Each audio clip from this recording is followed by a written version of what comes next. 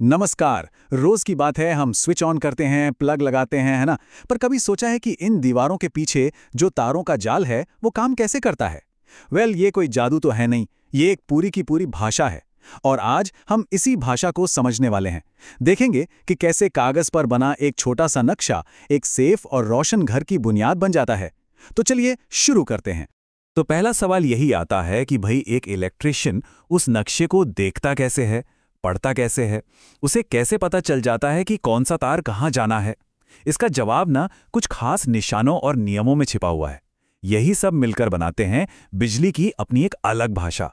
हाँ बिल्कुल। ये जो इलेक्ट्रिकल वायरिंग है ना, ये कोई तुक्केबाजी का खेल नहीं है। ये बिल्कुल एक भाषा की तरह है। इसके अपने अक्षर हैं जिन्हें हम प्रतीक कहते हैं, और अपना ग्रामर भी है, यानी इसके नियम। हर एक निशान का एक फिक्स्ड मतलब होता है और हर रंग का एक स्ट्रिक्ट कोड। आज इसी भाषा को डीकोड करने की कोशिश करते हैं। तो चलिए सबसे पहले इस भाषा के अक्षर सीखते हैं। ये हैं ब्यूरो ऑफ इंडियन स्टैंडर्ड्स यानी BIS के तय किए हुए वो सबसे ज़रूरी सिंबल्स जो किसी भी इलेक्ट्रिकल ड्राइंग की नींव होते हैं।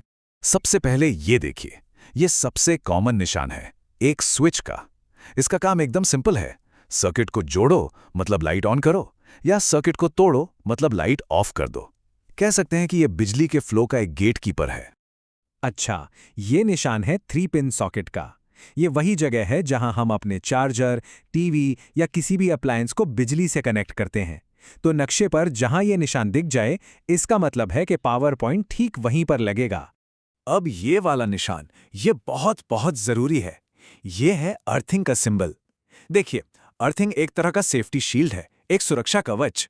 अगर कोई करंट लीक होता है ना, तो ये उसे सीधा जमीन में भेज देता है और इस तरह हम बिजली के झटके से बच जाते हैं। तो जहां ये निशान दिखा, समझ लीजिए कि वो सेफ्टी की गारंटी है। ये जो गोला और क्रॉस का निशान है, ये एक लैंप या बल्ब को दिखाता है। मैप में जहां भी ये सिंबल दिखे, बस समझ जाइए कि वहां एक लाइट पॉइंट लगना है, फिर चाहे वो बल्ब हो या ट्यूबलाइट। ये है MCB यानी मिनिएचर सर्किट ब्रेकर। इसे अपने घर के इलेक्ट्रिकल सिस्टम का इंटेलिजेंट गार्ड समझ लीजिए। जैसे ही सर्किट में लोड बढ़ता है, ये पुराने फ्यूज की तरह जल नहीं जाता, बल्कि फौरन ट्रिप हो जाता है और हमारे महंगे अप्लायंसेस को बचा लेता है।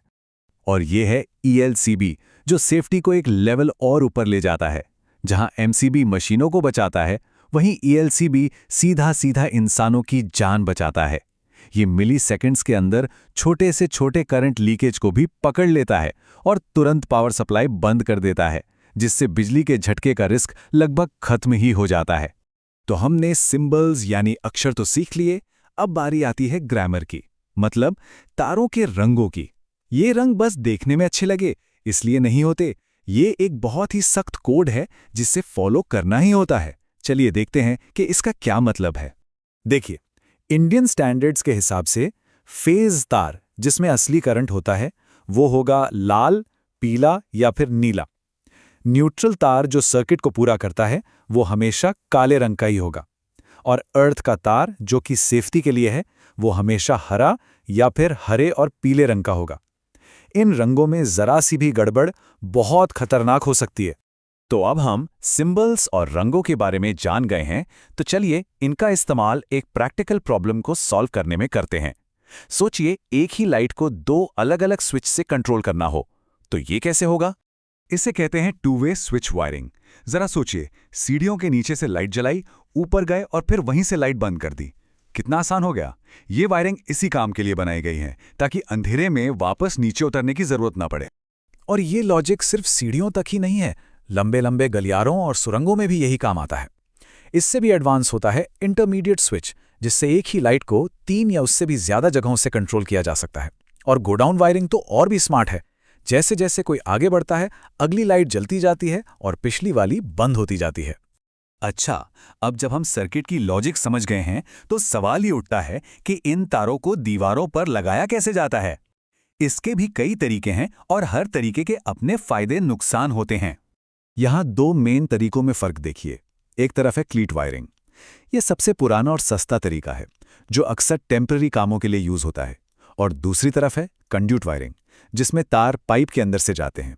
यह सबसे सेफ और ड्यूरेबल तरीका है और आजकल सभी नए घरों में यही इस्तेमाल होता है। इनके अलावा भी कुछ और तरीके हैं, जैसे CTS वायरिंग, जो घरेलू कामों में काफ़ी आम है। या फिर बैटन वायरिंग जिसमें तार लकड़ी की पट्टियों पर लगाए जाते हैं। और कंड्यूट वायरिंग भी दो तरह की होती है, सरफेस जिसमें पाइप दीवार के ऊपर दिखते हैं और कंसील्ड जिसमें पाइप दीवार के अंदर ही छिपे होते हैं। तो हमने वायरिंग के सिंबल्स, रूल्स और टाइप्स को समझ लिया। चलिए अब कुछ सबसे जरूरी बातें फटाफट दोहरा लेते हैं जो हमेशा याद रखनी चाहिए। पहली बात, टू वे स्विच की स्मार्टनेस। ये कहाँ इस्तेमाल होता है? लंबे गलियारों, सुरंगों और गोदामों में, ताकि लाइट को दोनों तरफ से आसानी से कंट्रोल किया जा सके। इससे सुविधा भी मिलती है और सुरक्षा भी। दूसरी और सबसे जरूरी बात, सेफ्टी का रंग। ये एक ऐसा नियम है जिसे कभी भी इग्नोर नहीं करना चाहिए। अर्थ वायर जो हमें बिजली के झटके से बचाता है, वो हमेशा हरा या फिर हरा पीला ही होगा। ये रंग देखते ही सेफ्टी का भरोसा होना चाहिए। और तीसरी बात, मजबूती और लॉन्ग लाइफ। जो बात ड्यूरेबिलिटी और हाई लेवल सेफ्टी की आती है, तो कंड्यूट वायरिंग को ही सबसे बेस्ट माना जाता है। क्यों? क्योंकि इसमें तार पाइप के अंदर पूरी तरह से सेफ रहते हैं और सालों साल बिना किसी दिक्कत के चलते हैं। तो आज हमने वायरिंग की भाषा, उसके नियम और उसके अलग अलग तरीकों को समझा।